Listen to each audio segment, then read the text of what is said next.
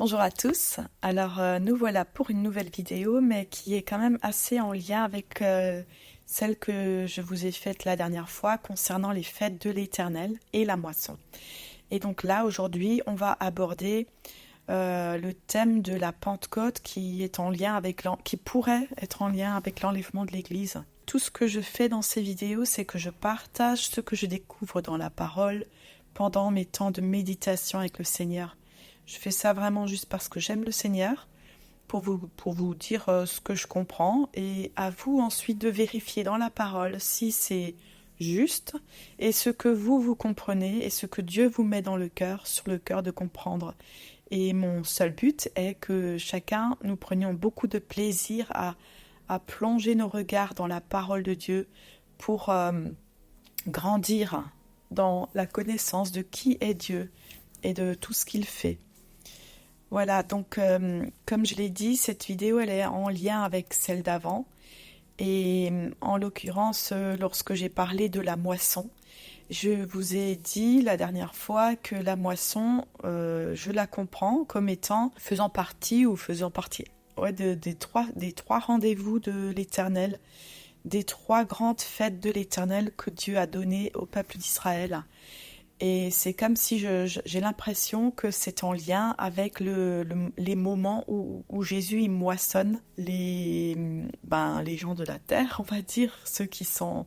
C'est comme si en fait ces trois moments sont des moments où Jésus il va ressusciter les gens. Et je voyais ça entre autres dans la première fête, celle de Pâques, ou de Pessa, ou des pains sans levain qui suit immédiatement Pessa, qui est le temps de la présentation de la première gerbe qui est Jésus, et qui est le moment de la résurrection des saints de l'Ancien Testament. C'est ce qu'on peut lire dans la parole. Je vous renvoie toujours à la vidéo que j'ai déjà faite sur ce sujet. Le deuxième temps, c'est celui qu'on va voir aujourd'hui, le lien entre la Pentecôte que j'ai l'impression que c'est en lien avec l'enlèvement de l'Église, donc je vais vous faire découvrir un petit peu tout ça, ce que j'ai compris ou ce que je comprends au travers de la lecture de la Bible. Et puis le troisième temps, ce sera un temps de la récolte, de la fin de toutes les récoltes, et que je pense être le temps de la récolte après les 7 ans de la grande tribulation. Donc voilà, en gros. Après, comme dit, je vous ai dit d'aller vérifier dans votre Bible, de regarder ce que Dieu vous met dans le cœur par rapport à tout ça. Donc on va se pencher sur cette fête de Shavuot ou Pentecôte. Alors, on voit dans cette fête que le but de Dieu, il le dit dès le début, c'est vraiment de se mettre un peuple à part, d'avoir un peuple qui l'aime et qu'il peut enseigner et qui peut vivre selon ses principes, un peuple qu'il se met à part. Et ça, on peut... alors, on va commencer maintenant on va voir dans la lecture d'Exode 19. Et vous allez voir quand même que c'est à partir d'Exode 19, il y a des choses un peu particulières qui se passent quand même. Alors, on va commencer au premier verset, et puis on va faire un petit peu chaque verset, je vais vous dire un peu comment je comprends les choses, ou ce que j'en comprends, voilà. Donc, on commence dans Exode 19 au verset 1. Le jour même du 3e mois, après leur sortie d'Égypte, les Israélites arrivèrent au désert du Sinaï. Partis de Réphidim, ils arrivèrent au désert du Sinaï et campèrent dans le désert. Israël campa là vis-à-vis de la montagne. Moïse monta vers Dieu, et l'Éternel l'appela du haut de la montagne en annonçant : « Voici ce que tu diras à la famille de Jacob, ce que tu communiqueras aux Israélites. » Donc là, au niveau du timing, on voit qu'on est arrivé au jour même du 3e mois. Et donc, on peut donc voir que ça correspond à la période de ce que nous appelons la Pentecôte. On verra plus tard comment est déterminé le temps de la Pentecôte, parce que Dieu le dit. On voit aussi que le peuple d'Israël est arrivé vis-à-vis de la montagne. de la montagne, comme s'il n'y en avait qu'une seule. Mais en fait, je pense que c'est pas n'importe quelle montagne, c'est la montagne de Dieu. C'est une image de la Sion céleste. On voit aussi ensuite que Moïse monte vers Dieu et que l'Éternel l'appelle du haut de la montagne. Donc il y a cette rencontre qui se fait en haut de la montagne, un peu comme si Dieu descend sur la montagne et Moïse monte vers Dieu. Voilà. Alors, à partir de là, il y a vraiment beaucoup de choses qui vont se passer.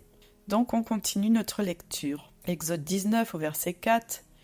Vous avez vu ce que j'ai fait à l'Égypte et comment je vous ai porté sur des ailes d'aigle et amené vers moi. Alors là, c'est Dieu qui parle, c'est incroyable. On voit, c'est comme si Dieu, il était tellement content, tellement fier de ce qu'il a fait. Et c'est comme s'il voulait faire comprendre au peuple d'Israël le truc incroyable de dingue qu'il vient de faire en les faisant sortir d'Égypte, en les faisant passer par les eaux, en marchant à sec à travers la mer Rouge. Et on voit que vraiment là, Dieu, il prend tellement plaisir à voir que ça y est, ce peuple est sorti, et plaisir à leur montrer combien il s'est manifesté avec puissance, avec grandeur, avec combien il s'est dévoilé dans ce Dieu qui sauve son peuple. Voilà. Donc, ça me touche voilà. Vous avez vu ce que j'ai fait à l'Égypte et comment je vous ai porté sur des ailes d'aigle et amené vers moi. Ouais, c'est vraiment très fort. Je pensais même une parole qu'on peut se prendre pour nous dans chacune de nos vies, de réaliser encore une fois comment Dieu nous a amenés vers lui. Au verset 5. Maintenant, si vous écoutez ma voix et si vous gardez mon alliance, vous m'appartiendrez entre tous les peuples, car toute la terre est à moi. Vous serez pour moi un royaume de sacrificateurs et une nation sainte. Voilà les paroles que tu diras aux enfants d'Israël. Donc là, on voit que Dieu désire avoir un royaume de sacrificateurs. Il désire se mettre à part une nation une nation sainte, qu'elle soit mise à part pour lui, pour qu'il puisse l'enseigner, pour son cœur, pour lui tout seul, quoi. Et c'est ce qu'il a fait, il a mis à part, ou il a tenté en tout cas de mettre à part le peuple d'Israël pour lui. Et là, encore une fois, c'est une promesse qui reste toujours vraie, déjà même pour Israël, pour l'Israël terrestre. Elle reste vraie, sauf que Israël terrestre n'a pas encore reconnu son Messie, Jésus. Et en attendant, nous qui sommes l'olivier sauvage, qui sommes greffés à Israël, le peuple d'Israël est l'olivier franc, et c'est Paul qui explique tout ça dans Romains 11. En attendant, donc nous sommes déjà ce peuple de sacrificateurs mis à part pour Dieu. Alors ça, on le voit aussi très clairement dans les épîtres, dans Pierre, qui nous dit ça, que c'est nous qui sommes maintenant, pour le moment, déjà ce peuple de sacrificateurs mis à part pour Dieu. On voit ça dans 1 Pierre 2 au verset 9 et 10. Vous, au contraire, vous êtes une race élue, un sacerdoce royal, une nation sainte, un peuple acquis, afin que vous annonciez les vertus de celui qui vous a appelé des ténèbres à son admirable lumière. Vous qui autrefois n'étiez pas un peuple et qui maintenant êtes le peuple de Dieu, vous qui n'aviez pas obtenu miséricorde et qui maintenant avez obtenu miséricorde.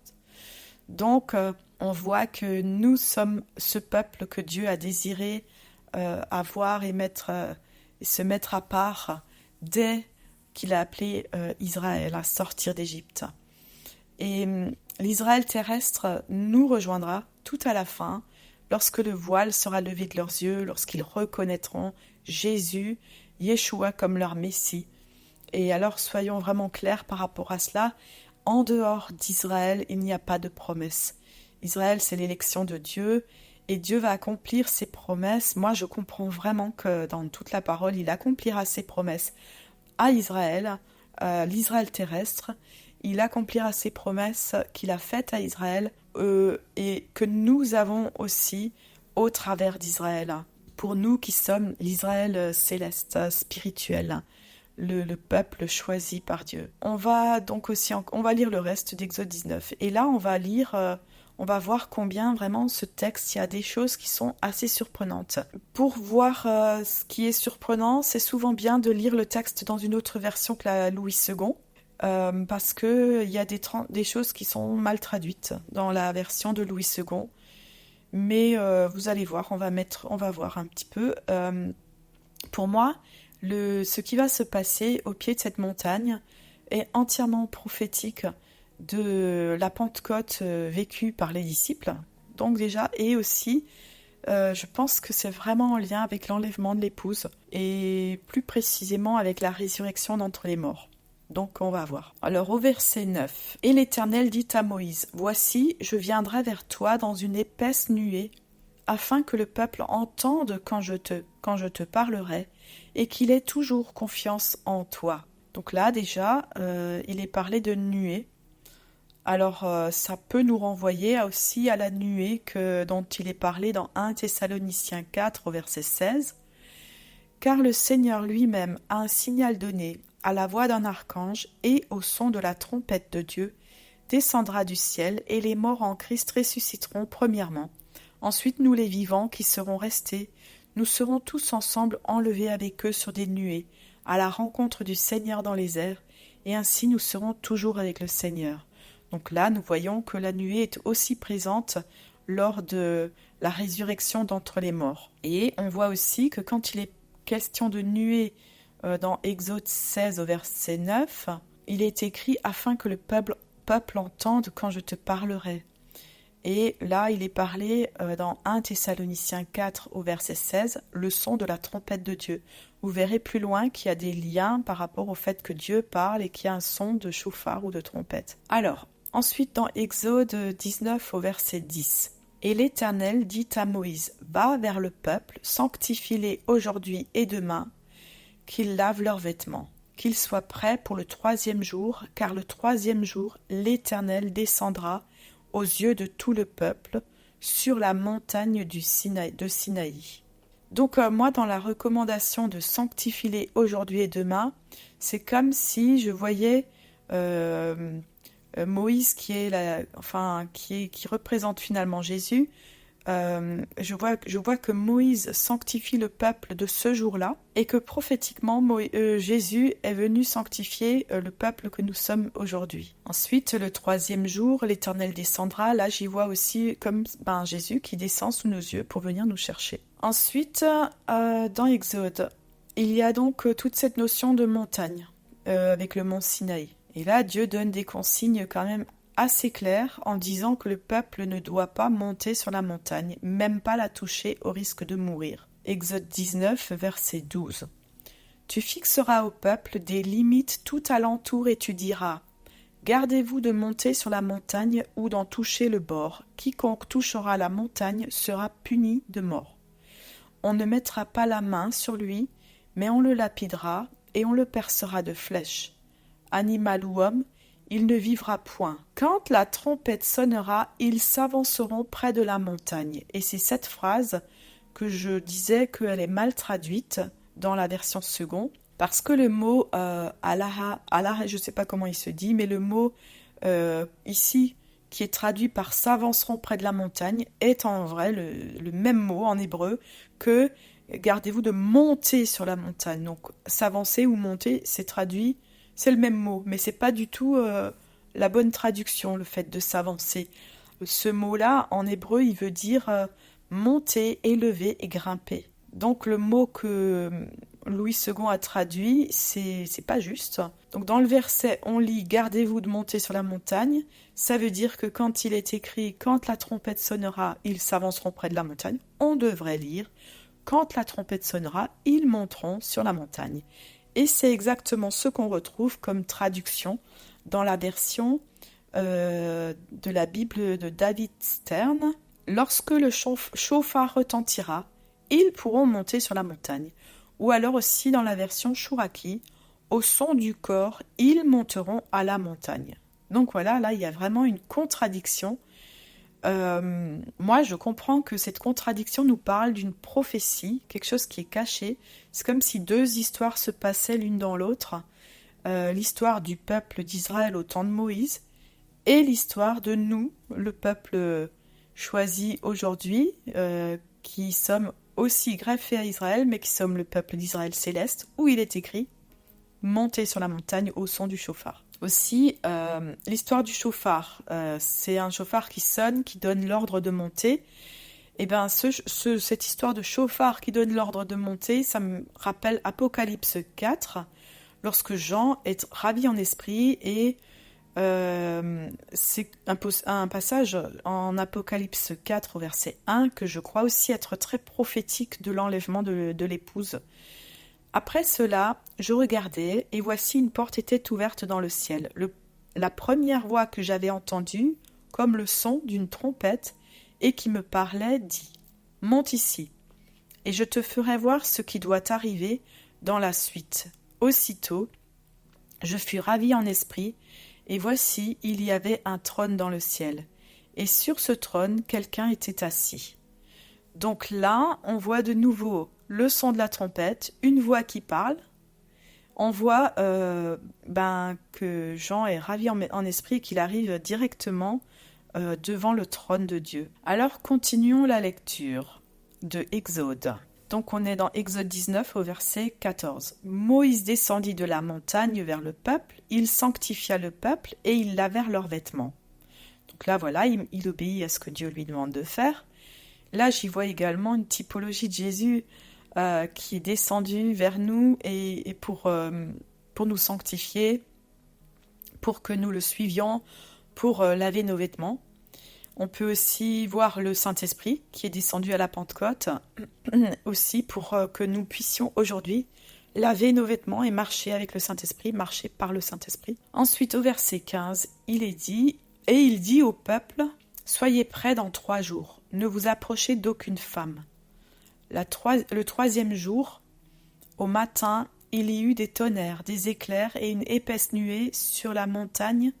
Le son de la trompette retentit fortement, et tout le peuple qui était là dans le camp fut saisi d'épouvante. Lorsqu'on lit « Soyez prêts dans 3 jours, ne vous approchez d'aucune femme », c'est drôle parce que là, juste maintenant, en lisant, tout de suite, là, ça me fait penser aussi à Apocalypse.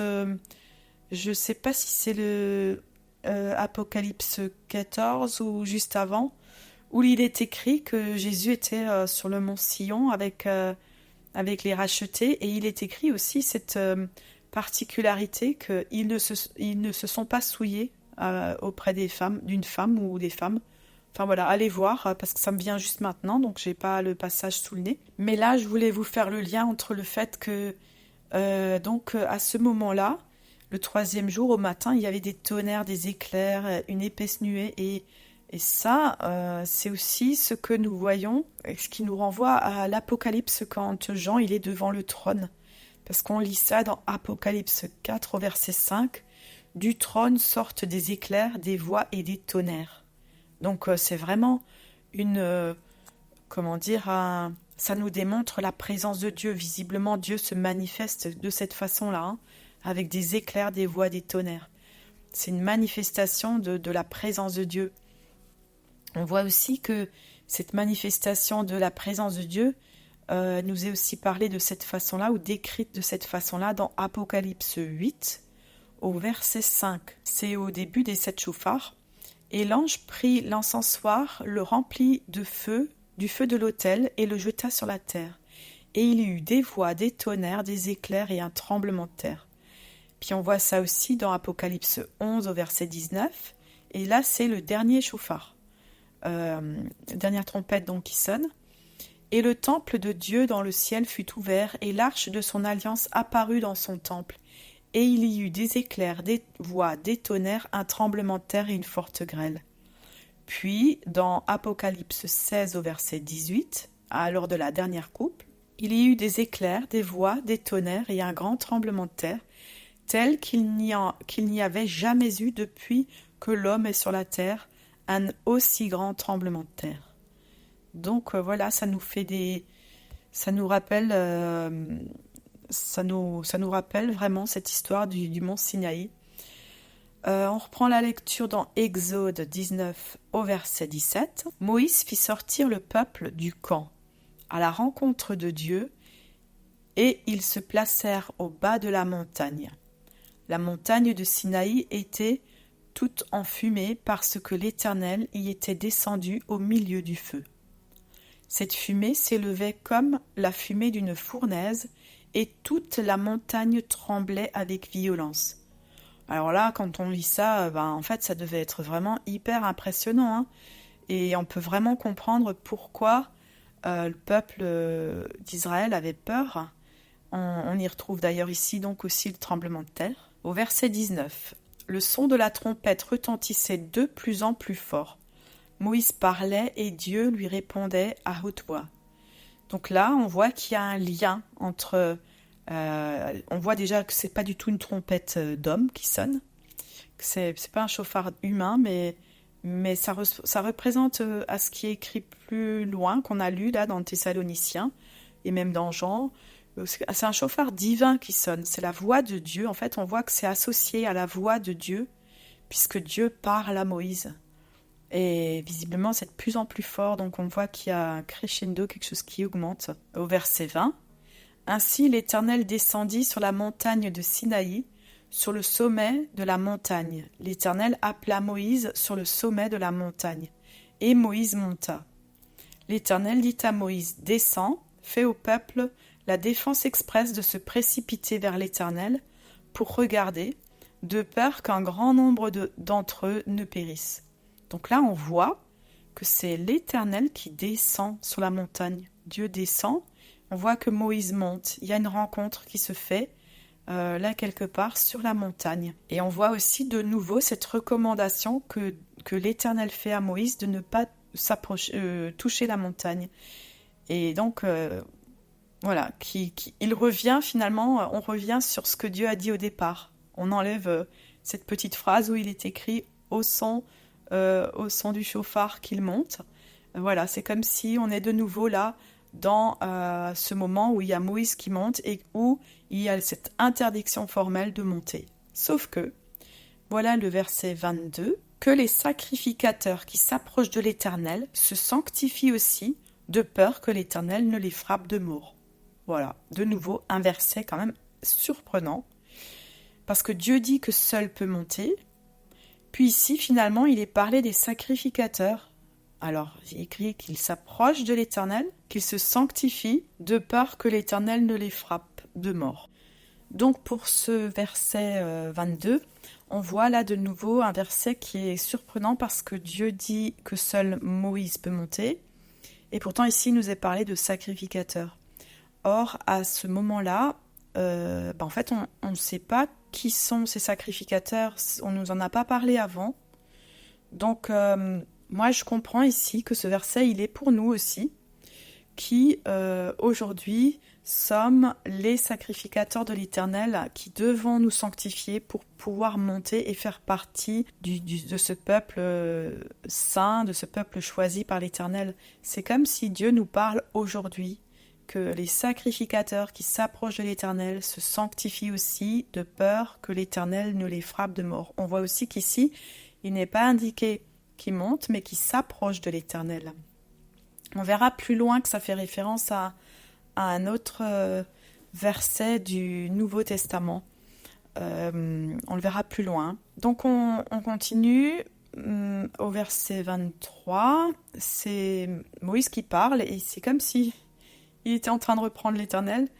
Moïse dit à l'Éternel, « Le peuple ne pourra pas monter sur la montagne du Sinaï, car tu nous en as fait la défense expresse en disant « Fixe des limites autour de la montagne et sanctifie-la ». Donc là, c'est comme si Moïse reprenait les paroles que Dieu a dit pour être sûr qu'il a vraiment bien compris, quoi. C'est drôle d'ailleurs que Moïse redise ça à l'Éternel, parce que l'Éternel, en fait, c'est l'Éternel, quoi. Puis au verset 24, l'Éternel lui dit « Va, descends, tu monteras ensuite avec Aaron, mais que les sacrificateurs et le peuple ne se précipitent point pour monter vers l'Éternel, de peur qu'il ne les frappe de mort. » Donc là, encore une fois, il est parlé de ces sacrificateurs. Qui sont-ils?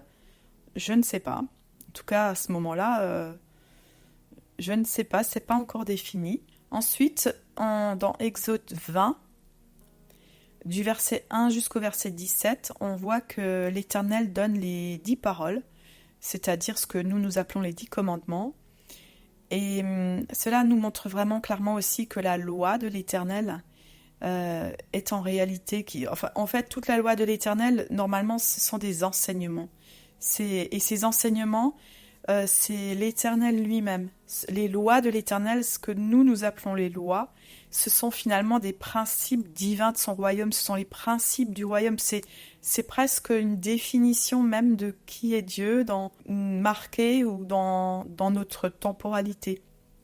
C'est concrètement Dieu qui se définit à nous pour nous faire comprendre qui il est. C'est pour moi là, tout ce qui est donné à Moïse là, c'est vraiment, ça fait partie de Dieu, ça fait partie de sa gloire, de sa puissance, de sa majesté. Ce sont des enseignements que Dieu donne à son peuple et qui sont vraiment le fondement du royaume de Dieu. Donc pour moi, je comprends qu'aucune de ces lois, même si Jésus est venu accomplir la loi, cette loi, elle reste vraie, elle restera toujours vraie. Il n'y a rien qui va disparaître de cette loi de l'Éternel. Simplement, c'est dans la façon de l'appliquer et de la comprendre aujourd'hui que c'est ça. C'est ça ce qui change. Alors ensuite, on voit que Dieu prononce des paroles en présence du peuple qui entend les teneurs. Donc on lit ça dans Exode 20 au verset 18. Tout le peuple entendait les tonnerres et le son de la trompette. Il voyait les flammes de la montagne fumante. À ce spectacle, le peuple tremblait et se tenait dans l'éloignement. Ils dirent à Moïse, « Parle-nous toi-même, et nous écouterons, mais que Dieu ne nous parle point, de peur que nous ne mourions. » Donc là, on voit vraiment que Moïse, il avait une place particulière parce qu'il était en capacité d'entendre ce que Dieu lui disait. Et visiblement, il devait déjà être bien préparé avec ce qu'il avait vécu avant, quand Dieu l'a appelé au buisson ardent. Et on voit par contre que le peuple n'est pas du tout prêt à entendre la voix de Dieu et qu'il est dans une crainte de mourir. Et on peut réaliser ça dans le sens où, à ce moment-là, en fait, c'est vrai que c'est impossible d'être devant, aucun de nous d'ailleurs, dans notre chair, on va dire, dans la nature pécheresse, on pourrait se tenir devant l'Éternel et entendre Dieu nous parler en direct. Nous, aujourd'hui, nous sommes enfants de Dieu. Et en tant qu'enfants de Dieu, nous sommes couverts par le sang de Jésus. Et c'est ça qui nous permet aujourd'hui de nous approcher de Dieu sans que la colère de Dieu soit sur nous. C'est le sang de Jésus. Et à ce moment-là, le peuple, il était comme ça devant l'Éternel et il tremblait de peur. On voit ensuite au verset 20, Moïse qui essaie de rassurer le peuple. Moïse dit au peuple, « Ne vous effrayez pas, car c'est pour vous mettre à l'épreuve que Dieu est venu, et c'est pour que vous ayez sa crainte devant les yeux, afin que vous ne péchiez point. » Le peuple restait dans l'éloignement, mais Moïse s'approcha de la nuée où était Dieu. Et après, on voit de nouveau un truc qui ressemble à la phrase que l'Éternel a dit avant. Au verset 22, l'Éternel dit à Moïse, « Tu parleras ainsi aux enfants d'Israël. Vous avez vu que je vous ai parlé depuis les cieux. » Et là, voilà, je me dis, Dieu, il veut vraiment les rendre sensibles au fait, mais vous vous rendez compte, moi, l'Éternel Dieu, l'Éternel, celui qui a créé tout l'univers, je vous ai parlé depuis les cieux. Il veut vraiment mettre le doigt sur le truc de fou qui est en train de se passer. C'est comme s'il veut faire prendre conscience au peuple d'Israël que lui, Dieu, le Dieu de tout l'univers, celui qui est au-dessus de toute chose, leur a parlé des cieux. Et en fait, après ces événements qui sont vraiment juste énormes, on peut vraiment se demander aussi, mais comment ça se fait que le peuple d'Israël ne s'est pas simplement soumis à Dieu? Pourquoi il n'a pas obéi à tout ce que Dieu leur demandait, etc. En fait, on voit vraiment que la chair de l'homme est plus fort que même tout ce qui est surnaturel, tout ce qui est de la puissance de Dieu qui se manifeste. En fait, ça suffit pas pour permettre à un être humain de rester attaché à l'Éternel. Ils avaient vraiment tout pour croire en cette puissance de Dieu, parce qu'ils ont vu Dieu se manifester, ils l'ont entendu de leurs propres oreilles, et ils ont eu tellement peur. Et en fait, moi, ça me montre vraiment que le cœur de l'homme est quand même dur et que même un miracle, ça peut pas convaincre. C'est d'ailleurs aussi ce que Jésus a dit durant son ministère, que c'est pas le miracle qui va faire que quelqu'un va croire.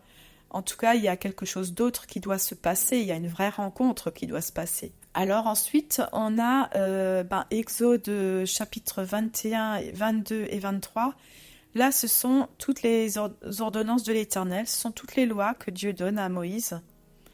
Et pour moi, là, je comprends vraiment que c'est comme si Dieu dévoile à Moïse son royaume, le fondement de son royaume, les valeurs du royaume, qui il est. Parce que les lois de l'Éternel, ça fait partie de l'Éternel même, c'est la définition même de l'Éternel. Donc ensuite, on va sur Exode 24 au verset 1.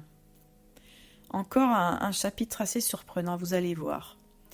Dieu dit à Moïse, « Monte vers l'Éternel, toi et Aaron, Nadab et Abihu, et 70 des anciens d'Israël, et vous vous prosternerez de loin. Moïse s'approchera seul de l'Éternel, les autres ne s'approcheront pas, et le peuple ne montera point avec lui. » Donc là, on voit que la consigne, elle change de nouveau. Déjà avant, il était indiqué que Moïse devait monter. Par contre, on nous avait pas dit ou défini qui sont les sacrificateurs. Là, on nous parle des fils. On sait que dans ce qui est écrit après, les fils d'Aaron sont les sacrificateurs et qu'Aaron est le grand sacrificateur. Mais à ce moment-là, c'était pas encore précisé. Enfin, en tout cas, pas dans la parole. Mais là, on nous parle des 70 anciens d'Israël. Donc déjà, en fait, moi, je me dis, mais il doit y avoir des paliers dans cette histoire de montagne parce que c'est écrit, ils doivent se prosterner de loin. Ensuite, Moïse s'approchera seul de l'Éternel. Il doit y avoir des niveaux ou des endroits où Dieu est plus que d'autres. Je sais pas. On voit que le nombre 70 aussi, ça c'est un nombre qui représente les nations. C'est dans la pensée rabbinique. Les 70 nations, ce seraient les 70 nations qui sont sorties de la tour de Babel. Alors, je sais pas, il faut lire dans les textes. J'ai pas compté si effectivement il y a 70 nations qui en sont sorties. Mais je sais que dans la pensée des rabbins, le chiffre 70 correspond aux nations. Donc, ici, on voit que 70 anciens doivent se prosterner de loin. En fait, ça nous renvoie là aussi, l'histoire de se prosterner, ça nous renvoie là aussi de nouveau dans Apocalypse 4, où Jean est devant le trône. Apocalypse 4 au verset 4. Autour du trône se trouvaient 24 trônes, et sur ces trônes, 24 anciens étaient assis. Ils étaient habillés de vêtements blancs et portaient des couronnes d'or sur la tête. Donc là aussi, on voit les anciens qui étaient assis et qui se sont ensuite prosternés. Voilà, donc dans la suite, Exode 24 au verset 3, Moïse vint rapporter au peuple toutes les paroles de l'Éternel et toutes les règles. Alors le peuple avait dit qu'il ne voulait plus entendre Dieu parler en direct, ils avaient dit ça à Moïse parce qu'ils avaient trop peur. Donc c'est Moïse qui est l'intermédiaire, qui leur rapporte ce que Dieu dit. C'est un peu comme Jésus, Jésus pour nous, c'est lui l'intermédiaire entre Dieu et nous. Et le peuple entier répondit d'une seule voix, « Nous ferons tout ce que l'Éternel a dit. » Donc là, on voit que le peuple s'engage dans l'alliance avec l'Éternel. Ensuite, Moïse écrivit toutes les paroles de l'Éternel, puis il se leva de bon matin, construisit un autel au pied de la montagne et dressa 12 pierres pour les 12 tribus d'Israël. Il envoya de jeunes Israélites offrir à l'Éternel des holocaustes, ainsi que des taureaux en sacrifice de communion. Moïse prit la moitié du sang et la mit dans les bassines, et avec l'autre moitié, il aspergea l'autel. Donc là, on voit, il y a un principe divin, il y a une alliance qui est en train de se conclure, et toute alliance se conclut avec du sang versé. C'est un principe divin. Et à ce moment-là, c'était des sacrifices d'animaux. Et pour nous aujourd'hui, on sait que c'est le sang de Jésus qui est le sang de la nouvelle alliance. Ensuite, par rapport au sacrifice de Jésus, donc, qui est notre agneau immolé aujourd'hui, on peut voir ça dans Apocalypse 5 au verset 6.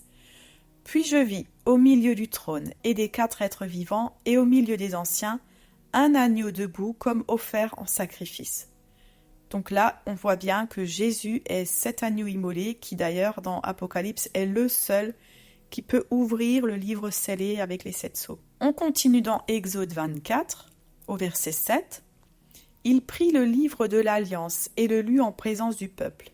Ils dirent, nous ferons tout ce que l'Éternel a dit, nous y obéirons. Moïse prit le sang et en aspergea le peuple en disant, voici le sang de l'Alliance que l'Éternel a conclu avec vous sur la base de toutes ces paroles. Donc là, c'est très fort, hein. Il y a le livre, l'Alliance, tout ce qui est écrit, ce que Dieu a écrit comme alliance qu'il fait avec le peuple, et il y a le sang. Ça nous parle aussi, hein, parce que nous aussi, on a ce livre, cette parole de Dieu, qui est notre alliance, qui est tout écrit là-dedans, tout le contrat, on va dire, de l'alliance que Dieu fait avec nous est écrit dans la parole de Dieu. Et nous avons le sang de Jésus qui a coulé pour nous.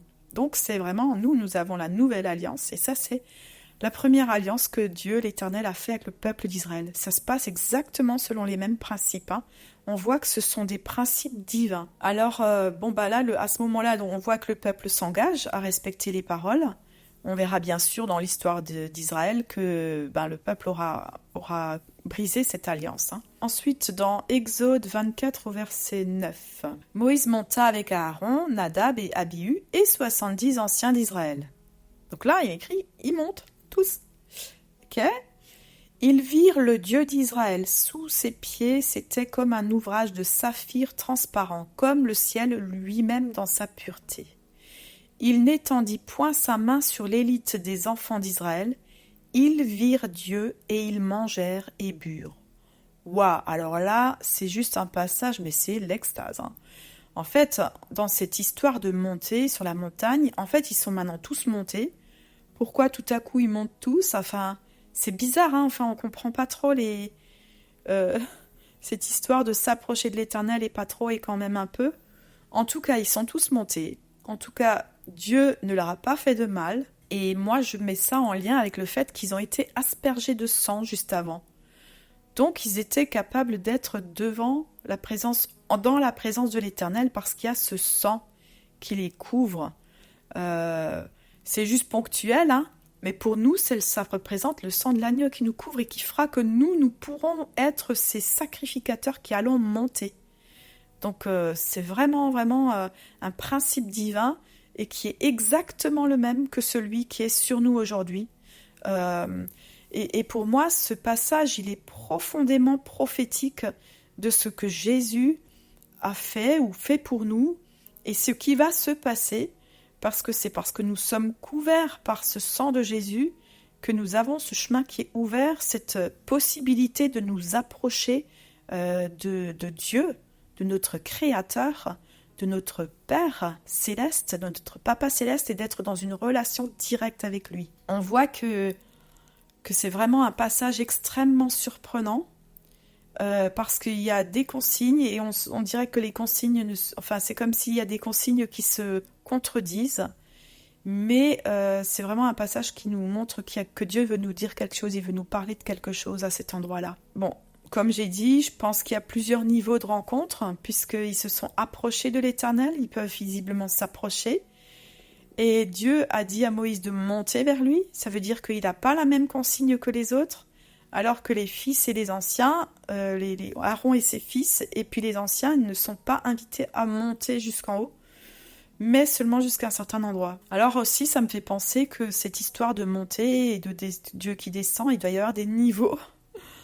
C'est peut-être même pour ça qu'on ne comprend pas cette histoire d'enlèvement, où il y en a qui disent non, il n'y a pas d'enlèvement, si, il y en aura un, mais c'est une rencontre hein, finalement qui va se passer, où, à quel endroit, et peut-être l'enlèvement, alors nous allons monter, et puis peut-être le temps que Jésus descende.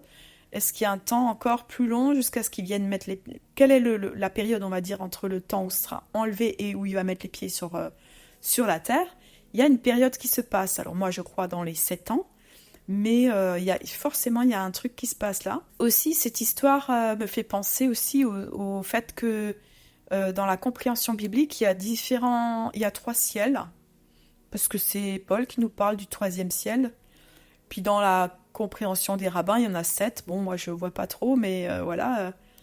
En tout cas, ça me renvoie à une étude de Jean-Marc Taubois concernant l'enlèvement, où lui, il parle vraiment de Jésus qui va amorcer son retour dans une descente vers nous, qu'à un certain moment donné, on va le rejoindre, et que la descente, elle va durer un certain temps jusqu'à ce qu'il revienne poser ses pieds sur le mont des Oliviers. Donc là, ça nous renvoie en tout cas à cette rencontre. Et puis il y a ce côté voir Dieu, manger et boire avec lui. Il y a une fête là, il y a un repas qui se passe, il y a quelque chose, il y a un festin. Donc ça aussi, bien sûr, ça nous renvoie à l'Apocalypse, hein, au repas des noces ou au repas final. Alors notons ici aussi un détail vraiment important et fort. Il est écrit que sous ses pieds, c'était comme un ouvrage de saphir transparent, comme le ciel lui-même dans sa pureté. Waouh, et ça nous renvoie également dans l'Apocalypse, à Apocalypse 4 au verset 6. Devant le trône, il y a aussi comme une mer de verre qui a la transparence du cristal. Donc dans d'autres traductions, on peut lire, disons, cette transparence de cristal nous renvoie à ce saphir transparent. Ça dépend un petit peu comment les choses sont traduites. Puis plus loin aussi dans Apocalypse 15 au verset 2, on nous reparle. Je vis aussi comme une mer de verre, ou alors de cristal en fonction des traductions, mêlée de feu. Ceux qui avaient vaincu la bête, son image et le nombre de son nom, étaient debout sur cette mer tenant des harpes de Dieu. Ils chantaient le cantique de Moïse, le serviteur de Dieu, et le cantique de l'agneau. Waouh, incroyable. Donc c'est vraiment très fort, parce que déjà on y voit que cette mer de verre ou de cristal, elle est mêlée à du feu. Ça représente toutes les personnes qui viennent de la grande tribulation, puisque c'est écrit, c'est ceux qui avaient vaincu la bête. Et on voit ils tiennent des harpes de Dieu. Les harpes, ça représente la louange, parce qu'ils chantent, c'est écrit, ils chantent le cantique de Moïse. Et oui, ça veut dire qu'il y a vraiment un lien entre ce qu'on est en train de lire et l'Apocalypse. Il est indiqué qu'ils chantent le cantique de Moïse. C'est incroyable. Donc si vous voulez vous méditer le cantique de Moïse, vous allez dans Exode 15. C'est le cantique qui a été chanté juste par le peuple d'Israël à la sortie, ou par Moïse, à la sortie d'Égypte. Et là, on voit très bien qu'il y a un lien direct entre l'Apocalypse et Exode et tout ce qui se passe à cet endroit-là. Hein. C'est vraiment, en tout cas, ce qui est décrit ici, c'est vraiment prophétique de ce qui va arriver à la fin des temps. C'est comme des petits espaces où Dieu montre déjà ce qu'il va faire avec ce peuple de sacrificateurs, le but qu'il a. Donc ensuite on lit dans Exode 24 au verset 12. L'Éternel dit à Moïse, « Monte vers moi sur la montagne et reste là. Je te donnerai des tables de pierre, la loi et les ordonnances que j'ai écrites pour leur instruction. » Moïse monta sur la montagne et la nuée couvrit la montagne. La gloire de l'Éternel reposa sur la montagne de Sinaï, et la nuée la couvrit pendant 6 jours. Le 7e jour, l'Éternel appela Moïse du milieu de la nuée. Donc là, même pour Moïse, on voit qu'il y a encore une fois des niveaux. Il y a le moment où Moïse monte et le moment où il rentre dans la nuée. Et en fait, il a dû visiblement attendre. On voit le lien aussi entre la gloire de l'Éternel et la loi, les ordonnances de l'Éternel, tout ce que l'Éternel va donner à Moïse. Il y a un lien entre ça, entre cette gloire de l'Éternel, la perfection, la toute-puissance de Dieu. En tout cas, il y a les lois de l'Éternel que Dieu va donner à Moïse et qui définissent l'Éternel, qui définissent son royaume. C'est vraiment un moment très très fort. Et ça c'est vraiment une rencontre extrêmement puissante. Hein. Et on voit que Moïse, il est cet intermédiaire qui doit écouter, entendre, prendre, recevoir tout l'enseignement de Dieu et l'apporter au reste du peuple. Et là, moi, en voyant ça, je fais le lien aussi de nous, le peuple aujourd'hui d'Israël spirituel, enfin de Dieu, qui sommes aussi les sacrificateurs. Nous sommes les sacrificateurs. et qui allons monter sur cette montagne, mais c'est un but, pour moi c'est le même but, c'est de prendre tout ce qui est de l'Éternel et de ensuite redescendre avec Jésus. C'est écrit, on sera avec lui, on redescendra avec lui, les armées qui vont suivre Jésus, pour instaurer le règne des 1000 ans sur la terre. Et bien, ce sera à nous, effectivement, d'enseigner les nations. Donc, c'est la même... c'est la même chose, voilà. Prophétiquement parlant. On continue au verset 17. L'aspect de la gloire de l'Éternel était comme un feu dévorant sur le sommet de la montagne aux yeux des enfants d'Israël. Moïse entra au milieu de la nuée, et il monta sur la montagne. Moïse demeura sur la montagne 40 jours et 40 nuits. Waouh! Donc là, on voit que l'Éternel est comme un feu dévorant. On voit au niveau des enfants d'Israël, donc eux, ils voyaient un feu dévorant sur la montagne. Si vous avez fait des recherches déjà par rapport au mont Sinaï, au vrai mont Sinaï, qui se trouve, lui, en Arabie Saoudite, eh ben, on peut voir que cette montagne, elle est toute noircie au niveau de son sommet. Et on peut croire que ça peut être effectivement l'endroit où il y a un feu qui a été, comme c'est indiqué ici. Donc voilà, ça c'est juste une parenthèse. Alors la réflexion que je me fais par rapport à ça, c'est que le peuple d'Israël était en bas et voyait ce feu dévorant. Et pourtant, ça n'a pas empêché le peuple d'Israël d'oublier Dieu et Moïse et de faire un veau d'or, parce que je pense que ce feu dévorant, il a duré sans doute les 40 jours, où Moïse était là-haut. Malgré ça, en fait, eux, ils étaient en bas, c'était long, là, le temps d'attente, et ils ont quand même fait un veau d'or, ils ont quand même abandonné déjà tout de suite cette alliance, tout ce qui avait été dit. Comme quoi, vraiment, on voit que même le fait de voir la gloire de Dieu, ça ne nous préserve pas de nous-mêmes et de la chair et du cœur qui est mal tourné, qui est donc du cœur humain qui est mal qui est tourné vers la chair, quoi. Donc comme quoi il n'y a que Jésus pour transformer nos cœurs, pour nous transformer dans les profondeurs. Ensuite, quand vous lisez Exode 25 à 31, c'est le moment où Dieu donne à Moïse toutes les directives pour la construction du tabernacle terrestre, en copie du tabernacle céleste. Donc ça, c'est aussi un passage extrêmement important. Et c'est pas pour n'importe quoi que c'est à cet endroit-là. Moi, ça me fait vraiment penser au fait que c'est l'image de la construction de la Jérusalem céleste. Et c'est complètement en lien avec l'enlèvement, avec l'épouse qui se prépare pour être enlevée, l'épouse qui est la Jérusalem céleste, etc. Voilà, donc tout ça c'est en lien avec ce mariage, tout ça c'est vraiment très fort. Donc, alors tout ce qui concerne ce tabernacle, ça demanderait une autre étude qui est tellement, tellement belle et profonde. Mais que vous pouvez faire de votre côté une méditation intéressante comme tout. Alors moi, ce que je déduis de ce que nous avons déjà vu, c'est que cette première Pentecôte, elle nous montre vraiment que Dieu, déjà, se prépare à un peuple qui se met à part, un peuple de sacrificateurs, un peuple saint. Et le but de Dieu, c'est vraiment d'avoir appelé le peuple d'Israël, le peuple de la promesse, à sortir d'Égypte et à être unis à lui, à se mettre à part pour lui. On voit bien sûr dans la suite qu'ils ont brisé l'alliance. Par la prostitution aux idoles, ils ont trompé Dieu. On voit ça avec tout ce que les prophètes nous disent aussi, avec la colère et le jugement de Dieu qui va s'abattre sur eux. Ésaïe, Jérémie, Ézéchiel, tous les autres prophètes en parlent. Donc, ça nous montre tout simplement, en fait, on n'a pas besoin de pointer Israël du doigt. Le peuple d'Israël, c'est juste, on va dire, une image de nous tous, qui ne sommes pas capables d'accomplir les principes divins, les ordonnances de l'Éternel par nos propres forces. Et c'est là que nous avons besoin du Saint-Esprit. Et on va lire dans Jérémie 31 au verset 31.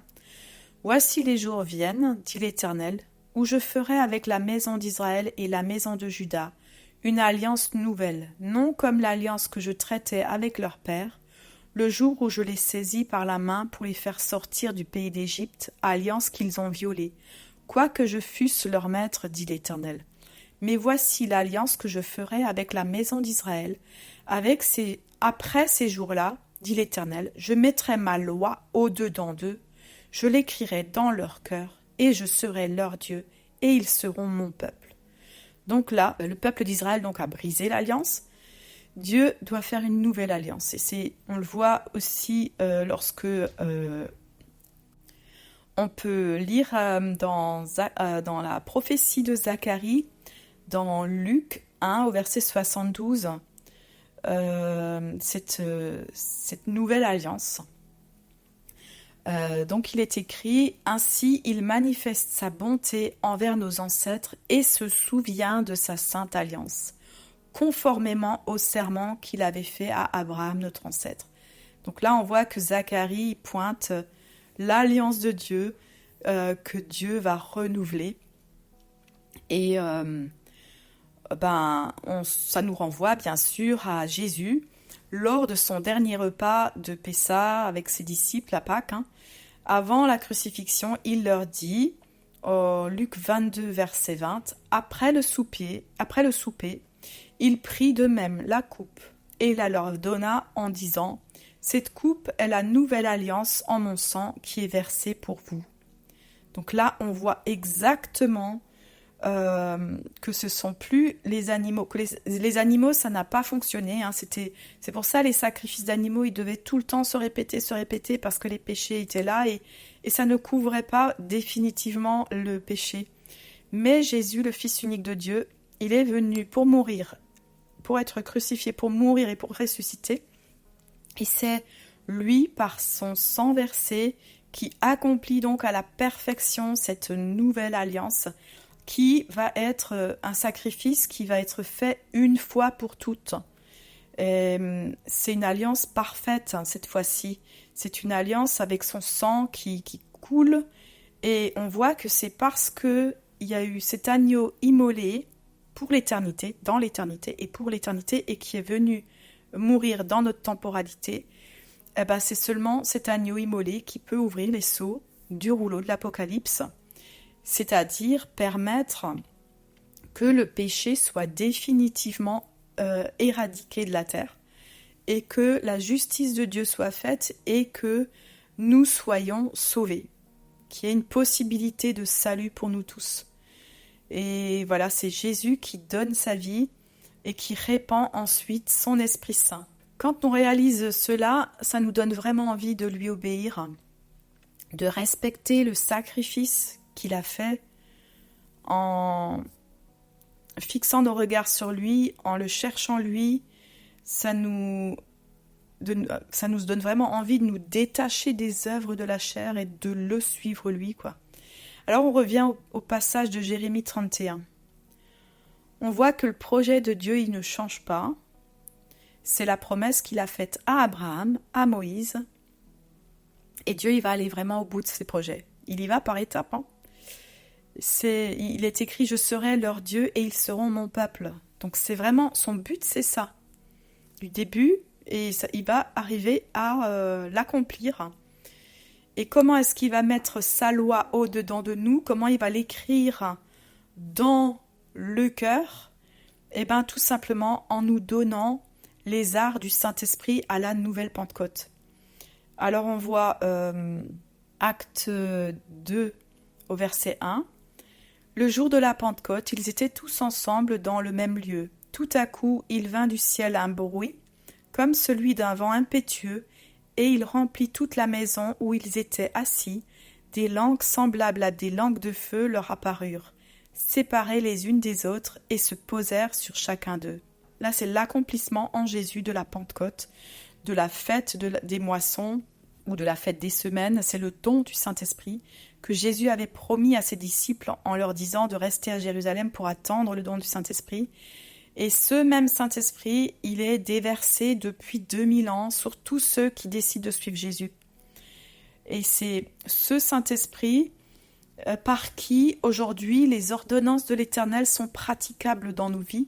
C'est lui, c'est par le Saint-Esprit que nous sommes régénérés et c'est par le Saint-Esprit qui inscrit toutes ces lois dans nos cœurs, qui donne ce désir intense de les pratiquer et la capacité de les pratiquer. Ce n'est pas dans le légalisme, mais c'est par le cœur, c'est par C'est parce que le Saint-Esprit est là et qui nous donne cet élan, c'est lui qui fait les choses. Il habite en nous et il nous enseigne lui-même les ordonnances de l'Éternel. Alors notons qu'à partir de là, le peuple d'Israël, qui n'a pas accueilli Jésus comme étant leur Messie, à la Pentecôte, on va dire que les apôtres ont donc commencé à propager la bonne nouvelle de Jésus et ils ont continué à toujours enseigner les Juifs en premier, mais après ils sont allés vers ce qu'on appelle les goïms ou les païens ou les gens, en tout cas les autres personnes qui ne sont pas des Juifs, parce que les Juifs n'ont pas accueilli Jésus comme étant un Messie, leur Messie, le seul Messie. Voilà. Et là, on voit que le mystère justement de ce royaume de sacrificateurs, mais qui n'est pas juste Israël, mais qui est aussi ouvert aux nations, ce mystère-là, c'est Pierre qui l'a reçu, puis Paul. Ils ont compris que la bonne nouvelle du royaume, elle est aussi pour les non-juifs. Et alors, cela étant dit, prophétiquement dans Exode 24, on le voit déjà que c'est ouvert aux nations lorsqu'il est parlé des 70 anciens, puisque les 70, c'est le chiffre des nations. Donc on voit déjà là que prophétiquement, il y avait quelque chose qui était pour les nations. Alors l'auteur d'Hébreux reprend ce que dit Jérémie. On peut lire ça en Hébreux 10 au verset 14.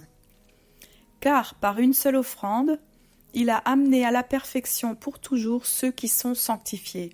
C'est ce que le Saint-Esprit nous atteste aussi, car après avoir dit « Voici l'alliance que je ferai avec eux, après ces jours-là, dit le Seigneur, je mettrai mes lois dans leur cœur et je les écrirai dans leur esprit. » Et il ajoute « Et je ne me souviendrai plus de leurs péchés ni de leurs iniquités. Or, là où il y a pardon des péchés, il n'y a plus d'offrande pour le péché. Ainsi donc, frères, puisque nous avons au moyen du sang de Jésus une libre entrée dans le sanctuaire, par la route nouvelle et vivante qu'il a inaugurée pour nous au travers du voile, c'est-à-dire de sa chair, et puisque nous avons un souverain sacrificateur établi sur la maison de Dieu, approchons-nous avec un cœur sincère, dans la plénitude de la foi, les cœurs purifiés d'une mauvaise conscience et le corps lavé d'une eau pure. Waouh!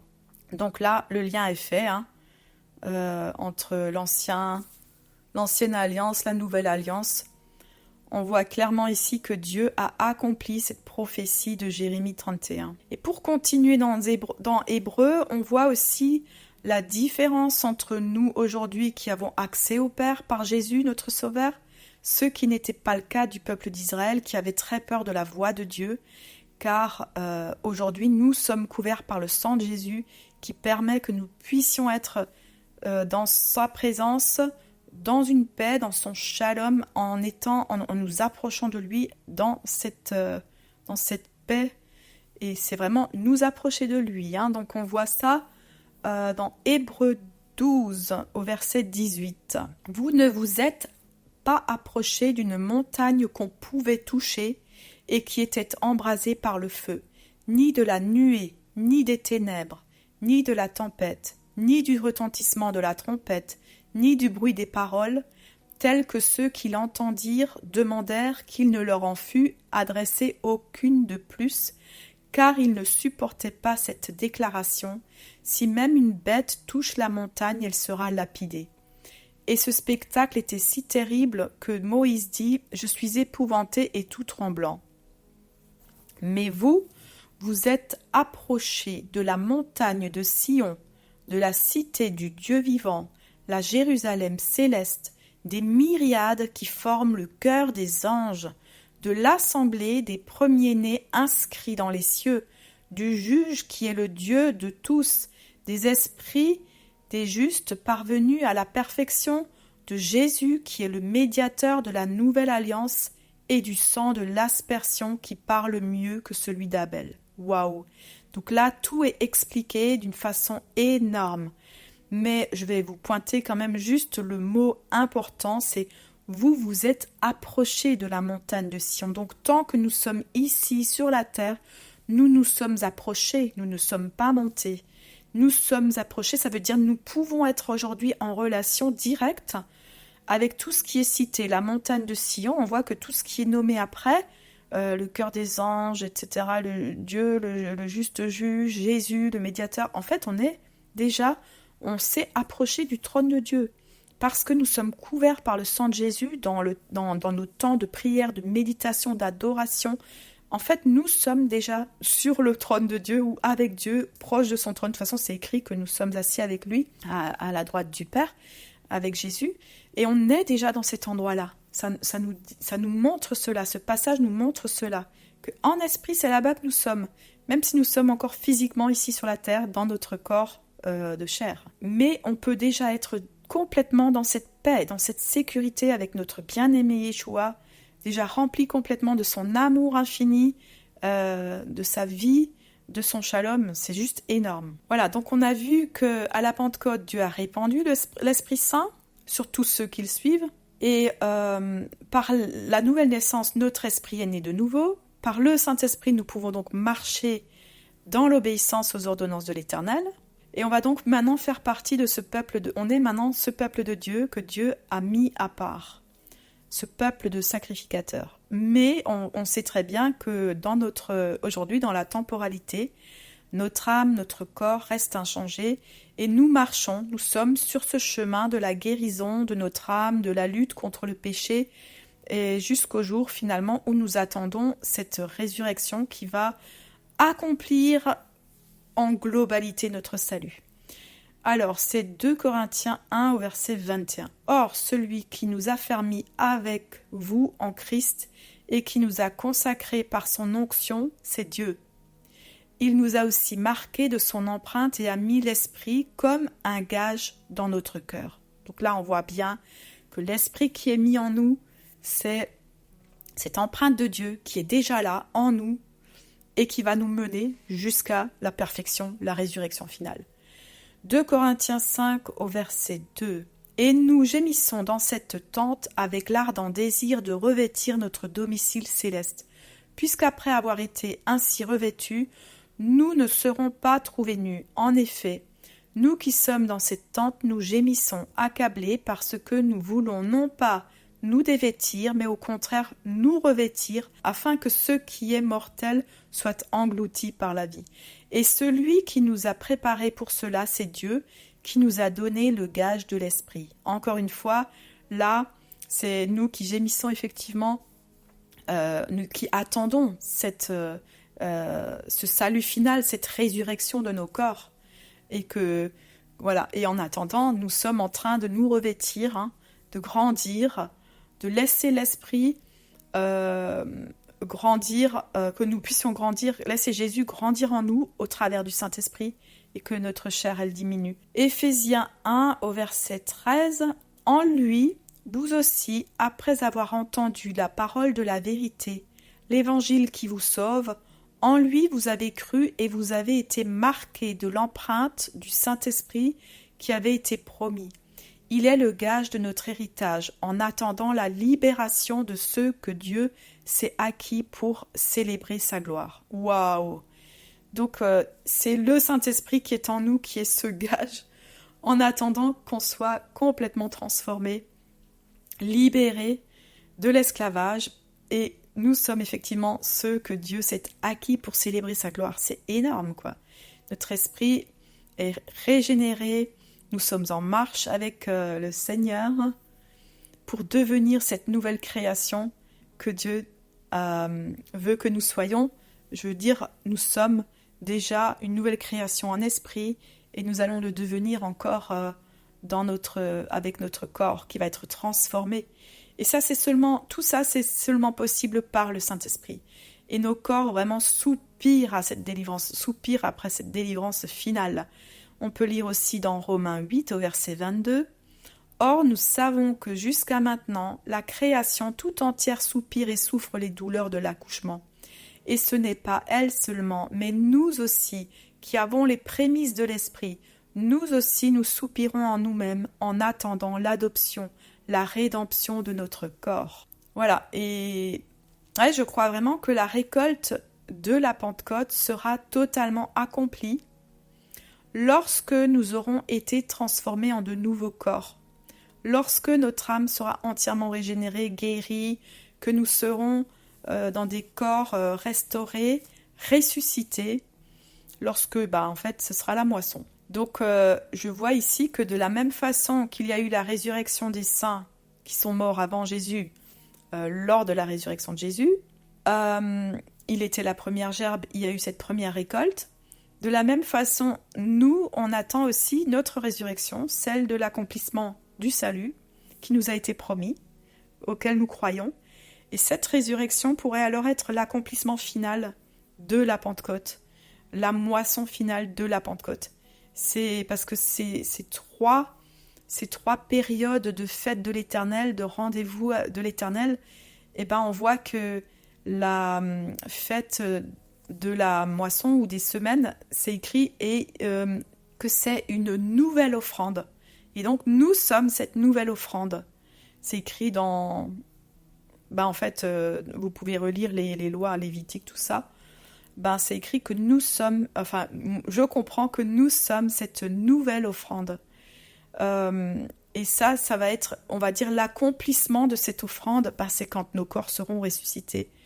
Et à ce moment-là, c'est comme si il y a une nouvelle période qui va commencer après cette moisson. Ça va être la grande tribulation pour l'accomplissement de la dernière grande récolte, celle des fruits de la fête de fin d'année, de la troisième fête de l'Éternel, qui est celle la fête des tabernacles, et qui doit encore aussi s'accomplir en Jésus. Là, pour moi, ce que je comprends, c'est la récolte de tous ceux qui passeront par la grande tribulation et qui chercheront à ce moment-là Jésus pour être sauvés. Donc le Saint-Esprit finira son œuvre de la Pentecôte en nous ressuscitant, en donnant des corps nouveaux.